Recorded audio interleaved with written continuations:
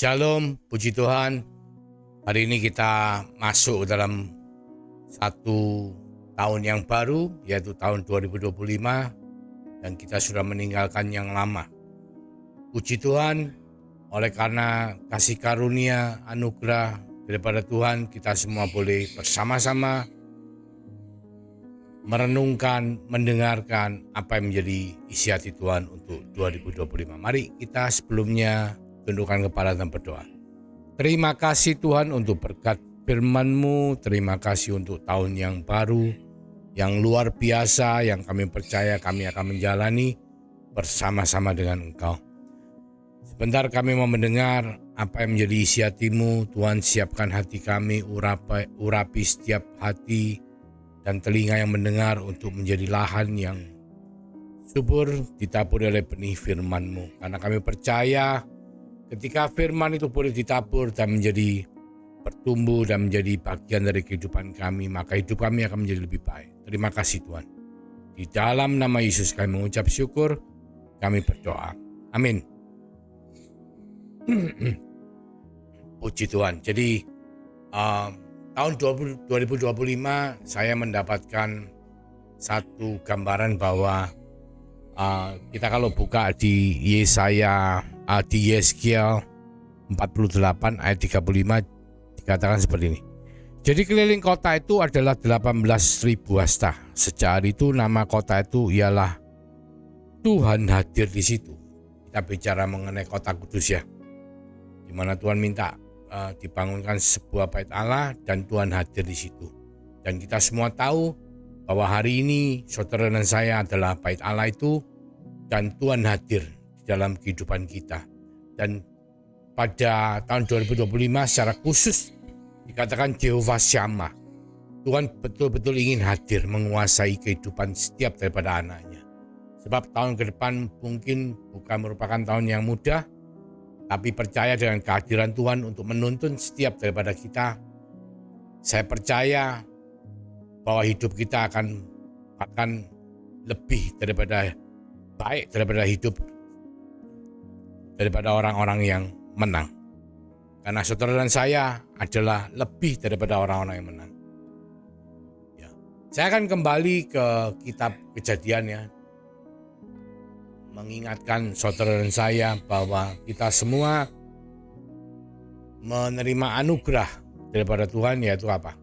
Anugerah keserupaan. Jadi saudara dan saya diciptakan adalah segambar dan serupa. Di Kejadian 1 ayat 26 firman Tuhan mengatakan bahwa kita diciptakan segambar ya. Coba kita lihat ya. Yang dimaksud dengan segambar serupa itu apa? Supaya saudara dan saya mengerti apa yang menjadi rancangan Tuhan atas kehidupan saudara dan apa yang harus kita lakukan supaya semua itu boleh tergenapi untuk kemuliaan Tuhan. Berfirman Allah, baiklah kita menjadikan manusia menurut gambar dan rupa kita. Dua hal, gambar dan rupa. Supaya mereka berkuasa atas ikan-ikan di laut dan burung-burung di udara dan atas ternak dan atas seluruh bumi dan atas segala binatang melata yang merayap di bumi. Ayat 27. Maka Allah menciptakan manusia itu menurut gambarnya. Gambar ya. Menurut gambar Allah diciptakan dia, laki-laki dan perempuan diciptakannya mereka. Jadi gambar Allah itu adalah laki-laki dan perempuan, gender manusia, laki-laki dan perempuan. Tapi saudara kita mungkin mengerti bahwa hari-hari ini si jahat itu berusaha untuk mengacaukan rancangan Allah ya, pengertian konsep rancangan Allah. Gambar Allah adalah laki-laki dan perempuan, tapi secara kehidupan di dunia, di bumi ya, yang kita tahu bahwa di Thailand pun mereka mengakui 17 gender. Ada yang namanya transgender, ada yang namanya gay laki, gay perempuan, lesbi laki, lesbi perempuan, dan lain sebagainya. Itu terlalu rumit. Tapi itu adalah cara-cara si jahat untuk membuat manusia jatuh ke dalam dosa, membuat manusia itu keluar dari rancangan Allah. Nah, puji Tuhan di Amerika yang mungkin dulunya banyak diakui gender-gender di luar laki dan perempuan, hari ini karena Donald Trump sudah menang menjadi presiden yang berikutnya, meskipun nanti bulan Januari baru dilantik, tapi beliau sudah mengumumkan bahwa hanya ada 2 gender sesuai dengan Alkitab. Yang Alkitab yaitu apa? gambar Tuhan, laki-laki dan perempuan. Oleh karena itu saudaraku, apabila mungkin saudara punya teman, punya sahabat, punya keluarga atau orang-orang yang mau saudara layani dan mereka mengalami masalah dengan gender, itu karena gambar mereka sudah dirusak. Gambar Tuhan di dalam diri mereka sudah dirusak oleh si jahat. Dan cara satu-satunya untuk membuat mereka bertobat adalah dengan membawa mereka untuk mengalami Kristus. Karena dengan beriman kepada Yesus Kristus sebagai Tuhan dan Juru Selamat, maka gambar itu langsung dipulihkan oleh Tuhan. Jadi melalui pertobatan yang sejati, kelahiran baru, mereka akan bisa mengalami pertobatan. Jadi semua gender LGBT yang di luar daripada Alkitab bisa kita bawa dalam pertobatan dengan membawa mereka mengalami kelahiran baru, bertobat, beriman kepada Yesus Kristus sebagai Tuhan dan Juru Selamat, maka Tuhan akan memulihkan gambar mereka, laki-laki dan perempuan. Yang pertama. Yang kedua, gambar dan rupa. Tadi katakan kita diciptakan segambar dan serupa. Maksudnya apa? Nah, gini saudaraku, kita diciptakan segambar dan serupa supaya kita ini memiliki hubungan dengan Tuhan, relasi. Ya, bukan cuma sekedar seperti pencipta dan ciptaan, tapi lebih daripada itu. Karena apa? Kalau kita bicara sekedar hubungan pencipta dan ciptaan, itu sepertinya kayak Tuhan menciptakan binatang juga ya. Tuhan menciptakan bumi, Tuhan menyayangi bumi, Tuhan menyayangi dunianya, Tuhan menyayangi ciptaan binatangnya, pastilah. Tapi dia mungkin hanya mencintai manusia, karena manusia diciptakan segambar dan serupa. Serupa itu maksudnya apa? Bisa berkomunikasi, bisa berinteraksi, bisa mengalami sebuah hubungan. Ya mungkin saudara dengan binatang peliharaan saudara bisa berhubungan. Cuman saya percaya tidak ada ikatan kasih antara saudara dengan binatang peliharaan. Mungkin saudara sayang, sama seperti Tuhan sayang dengan binatang ciptanya. Tapi tidak mungkin saudara jatuh cinta. Sama seperti Tuhan tidak mungkin jatuh cinta sama binatang. Tetapi Tuhan jatuh cinta sama manusia. Buktinya apa Pak? Tuh, manusia jatuh ke dalam dosa, Tuhan dengan segala kasihnya menurunkan putranya tunggal Yesus Kristus di bumi, menjadi manusia, bahkan rela mati untuk menebus dosa saudara dan saya yang percaya beriman kepada Dia. Itu adalah bukti daripada cinta kasih. Bahkan judul filmnya pun Passion of Christ. Passion itu gairah cinta daripada Kristus kepada umat manusia. Itu menunjukkan hubungan. Nah, tujuan Tuhan menciptakan saudara dan saya segambar dan serupa supaya kita itu memiliki hubungan, memiliki relasi dan berinteraksi, sehingga apa? Sehingga Tuhan itu bisa ngangkat saudara dan saya itu menjadi wakil Tuhan di bumi. Tujuannya itu. Dan itulah yang Tuhan lakukan pada manusia pertama, yaitu Adam. Ya, manusia pertama Adam Hawa ditaruh di Taman Eden. Mereka setiap hari bersama-sama sebagai suami istri, sebagai sebuah keluarga. Bahkan setiap hari mereka juga ketemu Tuhan. Jadi gambarnya seperti gini. Sebelum Adam dan Hawa itu jatuh ke dalam dosa, mereka selalu bersama-sama, tidur, bangun, mereka saling melihat. Adam melihat Hawa, Hawa melihat Adam. Terus mereka siang hari, sepanjang hari berjalan-jalan, mereka ketemu Tuhan, mereka melihat Tuhan. Jadi apa yang mereka lakukan cuman dua hal. Satu, berhubungan antar sesama, dan berhubungan dengan Tuhan, melihat Tuhan dan melihat sesama. Itu yang mereka lakukan. Kita semua tahu di Taman Eden itu yang mereka lakukan. Tapi ketika mereka mulai tergoda oleh si jahat kan ngomong, kamu boleh makan semua buah, terutama buah pengetahuan baik dan buruk. Karena apa? Kalau kamu makan buah itu, kamu nanti bisa ngerti yang mana baik, yang mana yang jelek. Kamu bisa tahu yang mana yang benar, yang mana yang salah. Kamu bahkan bisa mungkin dikatakan, wah seperti Tuhan, ya tinggi gitu, seperti Allah. Akhirnya tergodalah si Hawa oleh pandangan begitu indahnya buahnya itu, sehingga dimakan, dan Adam juga ikut makan ya. Sebagai seorang suami adalah baik untuk mengikut istrinya ya. Padahal itu jatuh ke dalam dosa, dan berdosalah mereka berdua. Dan saudara tahu apa yang terjadi? Saat ketika mereka jatuh ke dalam dosa, yang dulunya mereka itu tidak pernah melihat dirinya sendiri. Tahu-tahu mereka melihat dirinya sendiri dan menyadari, loh telanjang toh, malu, lari sembunyi. Ya, lari sembunyi, dan itu adalah natur daripada dosa. Ketika manusia jatuh ke dalam dosa, mereka fokusnya pindah. Kalau dulu fokus sama Tuhan, dulu fokus sama sesama, ya. Saat itu mereka mulai fokus kepada diri sendiri dan mereka kehilangan kemuliaan Allah.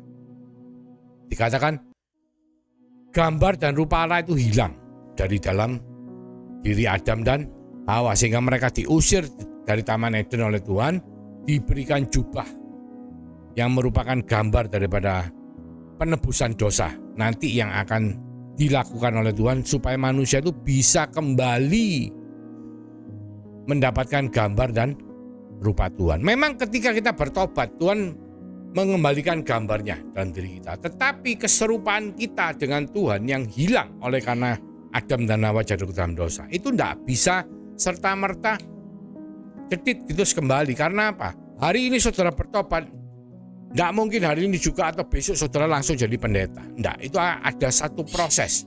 Mungkin saudara dari orang yang berdosa, saudara diubahkan menjadi orang yang benar. Mungkin saudara bisa mengalami proses kelahiran baru. Yang dulunya gampang marah, mungkin lebih tidak gampang marah. Yang dulunya jahat, mungkin lebih tidak jahat. Itu mengalami satu proses. Dan proses itu harus dijalani oleh saudara dan saya tanpa terkecuali.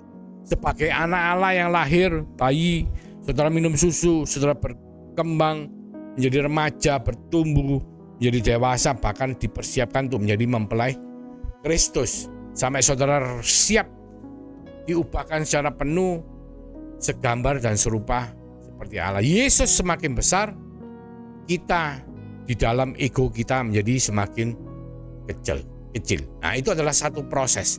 Jadi tahun 2025, saudaraku, Tuhan minta saudara dan saya, kita berproses dalam kehidupan ini.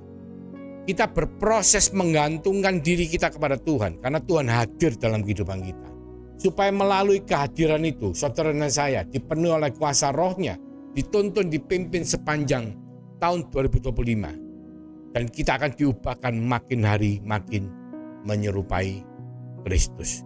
Saudara kan tahu, firman Tuhan mengatakan di Mazmur 115 ayat 8, saudara akan menjadi seperti apa yang saudara lihat, saudara akan menjadi seperti apa yang saudara percaya. Ketika saudara melihat Tuhan setiap saat dalam doa saudara, dalam kehidupan sehari-hari saudara, saudara merenungkan firman Tuhan, saudara memuji, menyanyi, memiliki kehidupan doa, saudara mengalami Tuhan dalam kehidupan sehari-hari saudara, saudara akan makin menjadi seperti Tuhan saudara yang saudara percaya, yang saudara imani. Saudara akan makin menjadi seperti Tuhan saudara yang saudara lihat dan saudara gauli, kumpuli. Karena pergaulan yang buruk akan merusak kebiasaan yang baik. Sehingga ketika kita bergaul dengan Tuhan, seperti Musa ketika dipanggil di dalam kemah pertemuan oleh Allah, dalam perjalanan mereka keluar dari tanah Mesir ke tanah Kanaan, keluar dari kemah pertemuan setelah bertemu dengan Allah, mukanya dipenuhi oleh cahaya kemuliaan, ketularan saudara. Demikian pula saudara dan saya, ketika kita dalam keseharian kita memiliki kehidupan doa yang baik, kita selalu menghampiri tahta kasih karunia dalam doa-doa kita, dalam kehidupan kita sehari-hari, kita melakukan firman Tuhan, melakukan kehendak Bapa, maka Dia akan membuat kehidupan kita dipenuhi oleh kemuliaan Tuhan. Dan itu yang Tuhan mau saudara dan saya. Jadi kita dulu yang kehilangan fokus kepada Tuhan, kita dulu yang kehilangan fokus kepada sama, kita mulai 2025 ini kita perkuat fokus kita kepada Tuhan. Supaya apa? Supaya sinar kemuliaan Tuhan itu memancar dalam kehidupan kita. Dan ketika kita mulai fokus kepada manusia, maka berkat-berkat Tuhan, kemuliaan Tuhan yang sudah Tuhan berkatkan, berikan kepada saudara dan saya, boleh menjadi berkat untuk kehidupan yang Tuhan percayakan di sekeliling kita. 2025 saudara, Jehovah Shammah. Tapi kehadiran Tuhan itu akan lebih bermakna lagi dalam kehidupan saudara saya. Ketika kita mulai mau fokus kepada Dia, ketika kita mau juga untuk mulai fokus kepada sesama. Kita belajar mendengar tuntunan Tuhan, kita belajar mengalami kepenuhan roh, kita belajar untuk memiliki kehidupan doa atau kehidupan spiritual yang benar. Sebab apa? Segambar serupa itu adalah tujuan penciptaan saudara dan saya. Segambar serupa itu juga berarti kita itu bukan hanya sekedar manusia jasmani, tapi kita juga manusia ilahi. Nah, keilahian kita itu tidak akan bisa kita pakai, tidak akan bisa kita gunakan secara full kalau kita itu tidak terkoneksi dengan dimensi ilahi. Ya, saya katakan dimensi ya. Gambarnya seperti gini. Saudara mungkin punya HP. HP saudara ini mungkin yang paling canggih. Mungkin pakai pokoknya yang terbaru, paling mutakhir ya. Tetapi HP saudara ini tidak akan bisa menjadi canggih kalau tidak terkoneksi dengan internet. Nah, internet ini yang kita gambarkan sebagai keilahian. Keilahian saudara ini harus terkoneksi. Tanpa terkoneksi internet, ya, HP saudara meskipun saudara beli mahal puluhan juta, paling canggih, paling juga bisa juga buat telepon, paling juga bisa buat kalkulator, paling bisa buat foto.